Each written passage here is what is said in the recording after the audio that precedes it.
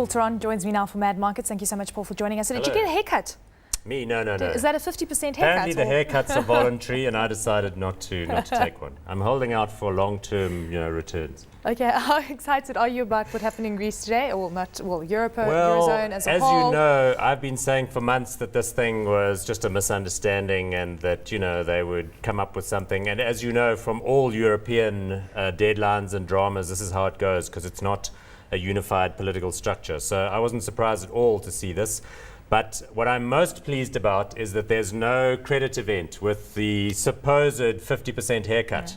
So everybody's talking about it like the European banks are taking a big write-down, but you understand that it's voluntary. Absolutely. So they can either take it if they want to and swap that out for other paper, or they can just hold. So my understanding of this thing is that's why all the French and German and European banks are up like 20% as we speak. They had the trading session of the century. Do you think that the actual scenario is going to sink in tomorrow and people will realize what a 50% haircut might actually mean, and then we could see drama coming through? We've seen this before, Paul. I know when we've seen decisive action the next day, the realization that what this will mean will result in this, then result in market crashes. Even higher tomorrow. No, I think what's going to happen is no one's going to take the 50% haircut option, because it's like somebody's saying to you, do you want a 50% haircut now, or do you want to take your chances on this thing paying you in full in the long run? I would definitely be taking that, because why would the banks want to do anything else? Remember, they've got to go out and raise capital and so on and so on and so forth.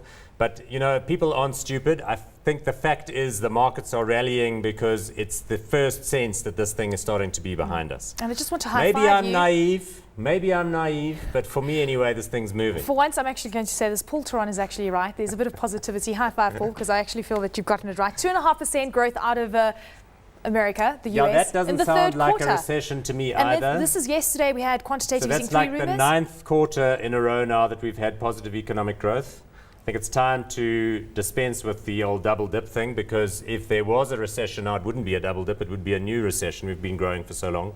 So I really think the question is, how do we close for the year from here? Many of the global markets are now in the green. The JSE is in the green now, having been big time in the hole, as everybody knows, in August, September.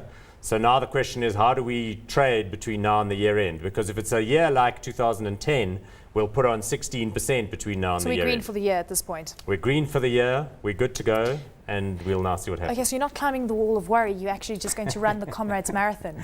Yes, now I got here a little bit early because the Youth League March is literally passing by the studios.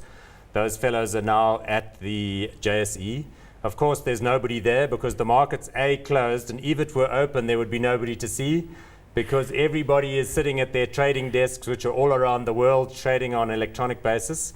But somebody's got to be there to get the manifesto from Julius, I guess. And then from there, my understanding is they get in buses and go to Pretoria. Anyway, I don't want to be cynical. I think it's important that people speak out about economic inequality. I don't have an issue with that. We'll see how it all plays in the politics over the years ahead.